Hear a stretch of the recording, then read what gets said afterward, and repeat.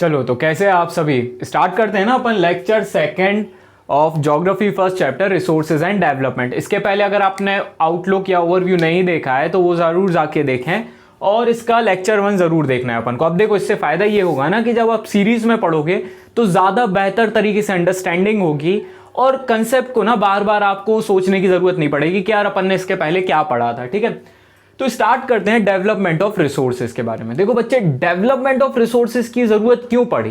किसी चीज को अगर आपको डेवलप करना है तो जरूरत क्या पड़ रही है उसको समझो। कुछ ना कुछ तो प्रॉब्लम एसोसिएटेड होंगी, तभी तो आप डेवलपमेंट की बात कर रहे हो।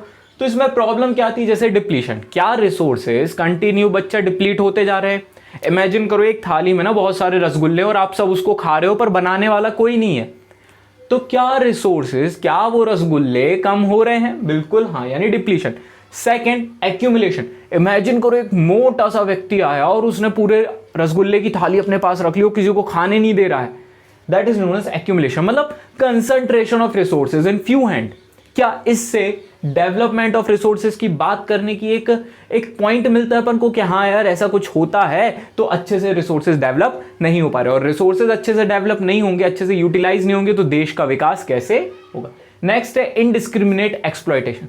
अब पता लगा कि वो रसगुल्ले फ्री में मिल रहे हैं, सब लोग बिल्कुल टूटे खाए जा रहे हैं, इससे खुद को भी खराबी हो गई और रिसोर्सेज की कमी भी पड़ गई, एक्सप्लॉयटेशन भी हो गया। फॉर एग्जांपल पेट्रोल की बात करें या किसी भी अदर रिसोर्सेज की बात करें, अगर वो इनडिस्क्रिमिनेट एक्सप्लॉयटेशन होने लगे ना तो वो सारे रिसोर्सेज दिन पे दिन कम होते जाएंगे, क्योंकि मैक्सिमम रिसोर्सेज क्या है बच्चे? Non renewable sources of energy. इसके कारण क्या होगा? उनका जो अवेलेबिलिटी है इन आवर नेचर वो दिन पे दिन क्या होती जाएगी? कम होती जाएगी। Is that clear? तो इस चीज से ना बचने का रास्ता क्या है? Equitable distribution. अब इक्विटेबल डिस्ट्रीब्यूशन ऐसे मन से नहीं हो जाता है। इक्विटेबल डिस्ट्रीब्यूशन के लिए ना आपको जरूरत होती है किस चीज की? प्लान्स की, कि भैया हमें किस तरीके से ना हर व्यक्ति के हाथ में उतना ही रिसोर्स जाए जितना उसकी जरूरत हो। ठीक है, जितना उसकी। एक बहुत अच्छा कोटेशन है कि we have enough to satisfy everyone's need, but not enough to satisfy one's greed. Is that clear? One's greed, everyone's need. तो हमारे पास इतना है कि हर कोई की नीड्स को तो बच्चे सेटिस्फाई कर देंगे, पर इतना नहीं है कि एक व्यक्ति की लालच को पूरा कर सके। तो इसलिए ना अपन को प्लानिंग की जरूरत पड़ती है। प्लानिंग में सबसे पहले कंसेप्ट ना लोगों के मन में आया सस्टेनेबल डेवलपमेंट। और what is sustainable development? Although इसकी अच्छी सी डेफिनेशन हमने एक बना के आपके नोट्स में प्रोवाइड करा दी है, पर एक बार सुन लो। सस्टेनेबल डेवलपमेंट वो मतलब खुद को डेवलप करना प्रेजेंटली, पर कैसे खुद को डेवलप करोगे? फ्यूचर की जनरेशन को कोई भी हार्म ना हो, पहली कंडीशन। दूसरी कंडीशन, एनवायरमेंट को कोई हार्म ना हो। दो कंडीशन समझे? फ्यूचर को हार्म नहीं होना चाहिए, एनवायरमेंट को हार्म नहीं होना चाहिए। अब इस दो कंडीशन को कैसे सेटिस्फाई कर सकते हो बच्चे? रिन्यूएबल सोर्सेज ऑफ एनर्जी पे शिफ्ट हो जाओ। ठीक है, सोलर एनर्जी से एनर्जी एक्सट्रैक्ट करो, विंड एनर्जी से एनर्जी एक्सट्रैक्ट करो, और वो जो वेव्स आती है वेव्स से आप एनर्जी निकाल सकते हो, वाटर एनर्जी से हाइड्रो इलेक्ट्रिसिटी आप प्रोड्यूस कर सकते हो। ठीक है, तो ऐसा कुछ कर सकते हो। ऑल्दो सस्टेनेबल डेवलपमेंट के कंसेप्ट को ना ज्यादा प्रमोट किया गया था अर्थ समिट, जो कि हुई थी 1992 में। कहां पर हुई थी? तो ये हुई थी ना ब्राजील में। ठीक है, कहां पर? Rio de Janeiro. कहां पर है ये? ब्राजील में हुई थी। ठीक है, वो क्रिस्ट दी रेमिडीर आपने देखा होगा। ठीक है, वो कहां है? रियो डी जेनेरियो, ब्राजील में। ये जब समिट हुई थी ना, इसमें ज्यादातर बात की गई थी उन चीजों पे जो चीज पूरे वर्ल्ड को एक्सेप्ट करनी है, ताकि बच्चे अपन कैसे भी करके ना अपने एनवायरमेंट को प्रोटेक्ट कर सके। किसको प्रोटेक्ट करना है? अपने एनवायरमेंट को प्रोटेक्ट कर सके और फ्यूचर की नीड्स को सेटिस्फाई कर सके। ऐसा ना हो फ्यूचर में कुछ बचे ही ना, इसलिए प्रेजेंट में थोड़ा ऐसा काम करना होगा कि फ्यूचर की नीड्स को सेटिस्फाई कर सके और एनवायरमेंट को प्रोटेक्ट कर सके। इसलिए क्या हुई? अर्थ समिट 1992 में। कब हुई थी? 1992 में। शायद 5 जून को अपन एनवायरमेंट डे मनाते हैं, शायद, क्या मनाते ही हैं। ठीक है, अब इसमें हुआ क्या क्या? इसमें तो पहला हुआ डिक्लेरेशन साइन हुए। अब declaration sign on global climatic change and biological diversity. अब देखो ध्यान से समझना, ग्लोबल क्या, एक चीज बताओ, क्लाइमेट चेंज आपको देखने को मिल रहा है ग्लोबली? बिल्कुल हाँ, बिल्कुल बेसिक चीजें ऑब्जर्व किया करो बच्चे। एक चीज बताओ, क्या अनएक्सपेक्टेड इस साल गुआवा जो है या बिही जो है या अमरूद जो है उसकी गर्मी में फसल देखने को, या गर्मी में वो हुए? बिल्कुल हाँ। तो कुछ ना कुछ तो बदलाव हो रहा होगा। क्या आम में जो फूल आते हैं या आम के जो फूल होते हैं, ठीक है, वो थोड़ा सा टाइम के पहले हुए? बिल्कुल हाँ। मतलब कहीं ना कहीं क्लाइमेट, क्या ठंड का जो टेन्योर है वो कम होता जा रहा है, गर्मी का टेन्योर बढ़ता जा रहा है? बिल्कुल हाँ। तो कहीं ना कहीं क्लाइमेट चेंज तो बहुत एक्सट्रीम होता जा रहा है। क्या वाटर लेवल बढ़ रहा है? बिल्कुल हाँ। तो इस चीज़ को कंट्रोल करने के लिए ना आप अकेले नहीं कर सकते, आपको पूरा ग्लोबल सपोर्ट चाहिए। कैसा चाहिए? पूरा ग्लोबल सपोर्ट, तभी आप ऐसी चीज़ों को ना अचीव कर सकते हो। तो इसलिए ना डिक्लेरेशन साइन किया गया अर्थ समिट में कि बच्चे अपन को अर्थ को बचाना है। कैसे? एक काम करो, सारे लोग मिलकर एक डिक्लेरेशन साइन करो, declaration on global climatic change and biological diversity, इसको बचाना है। फिर नेक्स्ट फॉरेस्ट प्रिंसिपल्स को साइन किया गया कि फॉरेस्ट के प्रिंसिपल्स क्या होंगे? 33% ऑफ द लैंड कवर्ड होना चाहिए। कितना बच्चे? 33। राइट से लिखें यार, थोड़ा अच्छा लगता है राइट से लिखना, दिखता है ना। 33% ऑफ लैंड किससे कवर होना चाहिए? फॉरेस्ट से। ऑल्दो फिर उसके बाद एजेंडा 21 आया। तो अब अपन एजेंडा 21 को समझ लेते हैं। ऑल्दो क्लियर हुआ ना अर्थ समिट में क्या बात हो रही है। अब सोचना ये कि अर्थ समिट ना, बहुत ध्यान से समझना, बहुत ध्यान से कंसेप्चुअल वाला क्वेश्चन आपसे पूछना है। अर्थ समिट 1992 में ही क्यों हुई?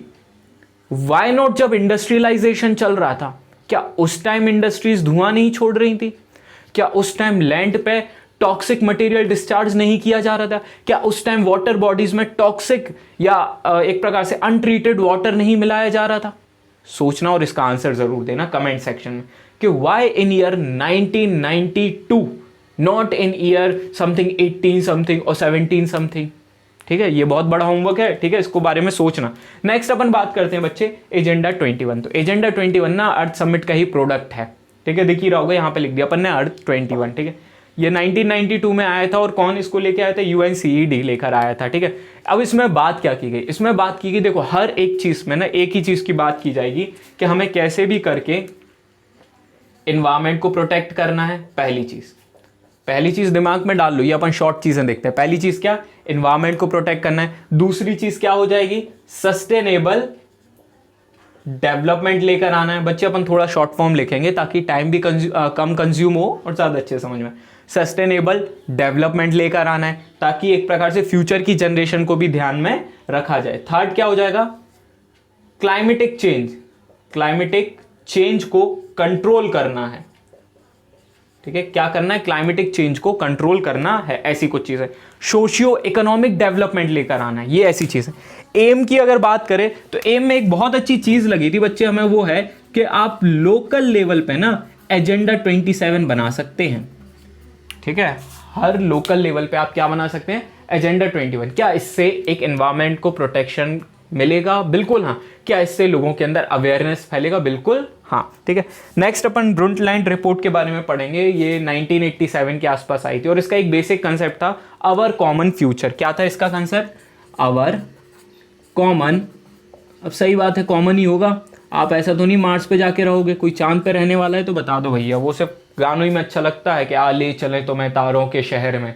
जाके देखो बच्चे, एक तो ऑक्सीजन नहीं मिलेगी, दूसरा इतने दूर है तारे कि कई मिलियंस और लाखों लाइट ईयर दूर है। लाइट ईयर समझ रहे हो? उसकी यूनिट कितनी होती है? 10⁻12 किलोमीटर।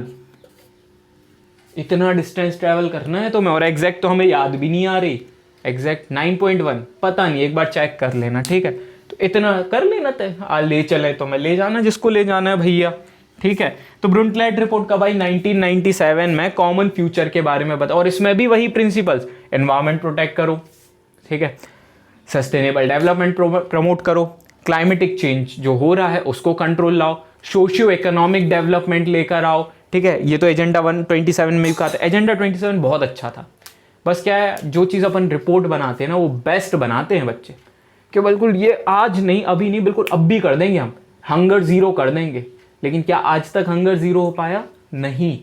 तो अपन को ना ये देखना है कि ये रिपोर्ट्स में ना सब में अच्छी बातें लिखी रहेंगी, लेकिन उसको अचीव करना ना उतना ही मुश्किल होने वाला है। एजेंडा 21 में तो ये भी कह दिया गया था, ये 27 नहीं है 21 है। 21 में तो ये भी कह दिया गया था कि इनफैक्ट पोवर्टी को कम करना है, क्योंकि पोवर्टी से भी पोल्यूशन होता है कि नहीं? बिल्कुल होता है।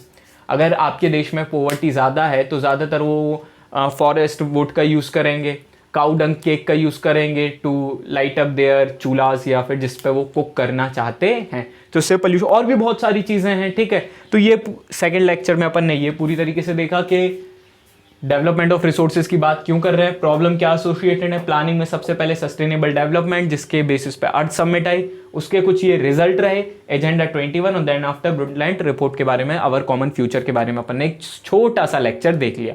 So this was all for today. हाँ, वन मोर थिंग, क्वेश्चन फिर से बता देते हैं, आप टेलीग्राम पे एक्टिव हुई है ताकि बेहतर तरीके से आप आंसर लिख सके, और हमारा ना बस यही कोशिश है कि आपको ना सोशल साइंस एक अलग लेवल पे जाके पढ़ाएं ताकि आपको इसकी ना इंपॉर्टेंस पता चले। और अगर आपको इंपॉर्टेंस देखनी है ना तो मेरा पहला लेक्चर देखिए, इंट्रोडक्शन ऑफ सोशल साइंस, उसमें पता चलेगा कि बच्चे कितना इंपॉर्टेंट है सोशल साइंस।